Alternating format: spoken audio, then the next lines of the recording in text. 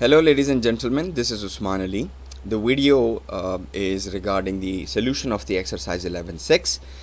The question is related to the concept of impairment. So in this question we will learn how to account for impairment, what is the adjusting entry for recording the impairment, and how to calculate the impairment, and some basic rules and regulations related to the impairment.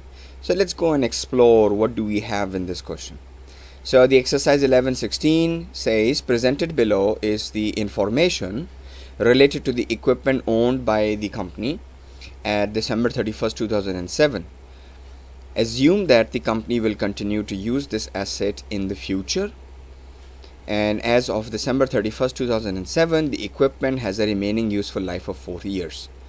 So today is 31st December 2007, and it is assumed that the company is not planning to sell this equipment. They are planning to continue with the equipment, continue using it for the remaining life of it, which is 4 years left. So whatever the life was, 4 years of the life is still remaining. The equipment was purchased on $9 million, while in the 7 years the total amount of depreciation till today, which is also called as accumulated depreciation, is $1 million. Then with the help of this machine, the company expects a net cash flow that they will generate is $7 million, while the current market price of this machine at its current status is $4.8 million.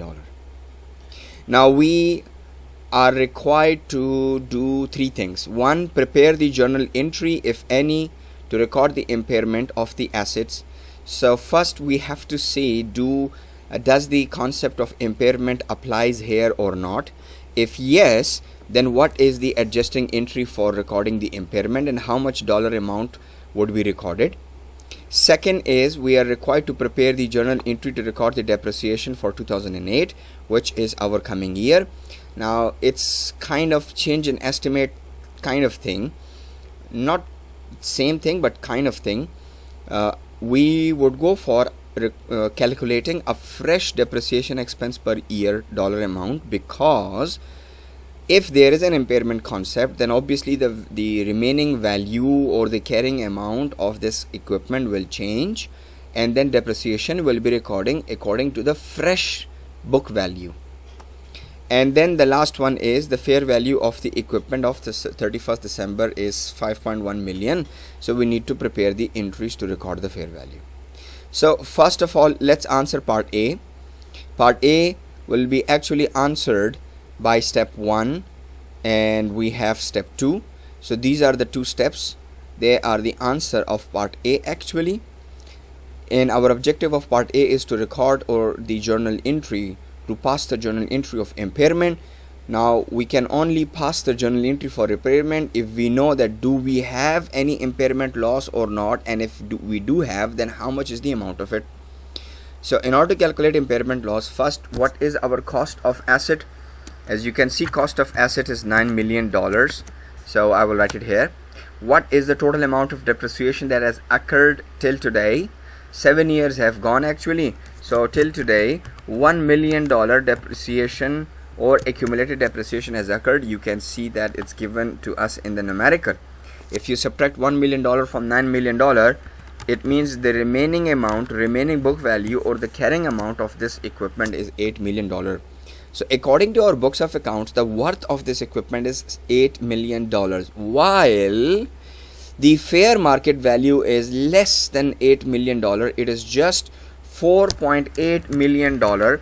So when we have a situation where our book value or the carrying amount is actually more than our market prices, then obviously no doubt there is an existence of impairment. It will be called impairment, and impairment is actually a loss. It's an expense account. So how much loss we have incurred? 8 million minus 4.8 million. So it will give us a $3.2 million losses. So we call this thing as loss due to impairment or loss on impairment. So we have calculated the loss now. Now the next step is, if there is a loss of impairment, then our objective was to prepare the journal entries. So let's record the journal entries of that. Now what it is, this is a loss. Okay, loss on what? Loss on impairment. Now every type of loss that you have is actually an expense account, so we're gonna debit this money, $3.2 million. Then why we have this okay, why we have the loss? Because of impairment. Then where we gonna adjust this loss, where this amount will go? This amount will actually be shifted as accumulated depreciation, or will be shifted to the accumulated depreciation account. Okay, why accumulated depreciation? Because again this is a decrease in the value, so we have a decrease in the value due to depreciation also, and we used to write here depreciation expense debit, accumulated depreciation credit. Now this is also a decrease in value, but that's not depreciation, it is because of decrease in the market value. So loss on impairment, and again credit to the depreciation expense account. Okay, and then how much amount we gonna debit? Again $3.2 million will be actually debited. So this is the journal entry of how you will record loss, and that's a constant entry. It's the same entry whenever you will do it. Now let's go to the second part. Prepare the journal entry to record depreciation expense for the next year, which is 2008. Now let's calculate that, and for that entry we will do this entry in step number 4. But in order to know how much dollars amount will be debited or credited, we need to go first through step number 3. Our objective in step number 3 is to calculate how much is the depreciation expense amount in dollars, and then we will pass the journal entry in step 4. So step 3 and 4 combine represents part number B of the numerical. Now although we purchased the asset on $9 million, but now it is of no more than $4.8 million worth according to the market price. And now that we have done the adjustment of recording the losses also, so in my books of accounts it would look like $4.8 million. Now we are not going to use $9 million anymore. That's it, finished, done. So our remaining book value is $4.8 million here. We will divide it by the remaining useful life. The remaining useful life that we have in, you can see here, is 4 years in the numerical. So I will divide it by 4. So $4.8 million divided by 4, it will give us $1.2 million. It means that now the depreciation will be $1.2 million on annual basis. Every year we will record this much depreciation. Okay, so we got it. Now let's pass the journal entry of this depreciation expense as well. So it would be depreciation expense debit by $1.2 million, and what we will credit, you know that accumulated depreciation will be credited actually. So let's credit that. So we will have a credit of $1.2 million.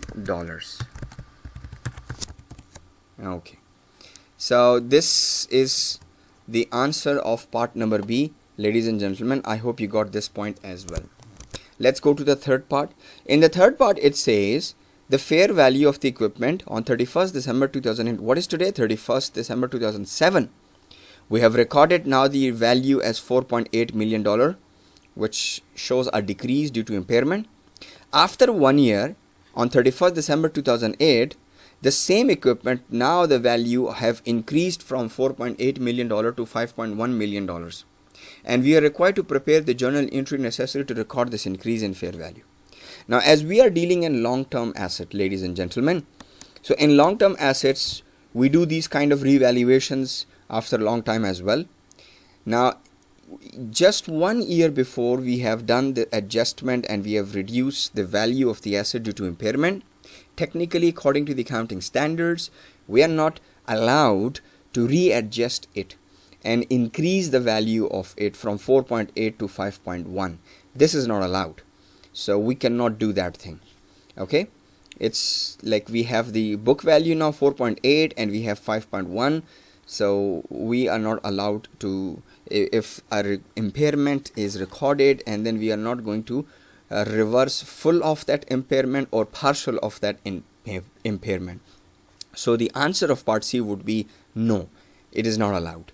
So this was our question. We first calculated that how much impairment that we have, and then we recorded the entry of that impairment.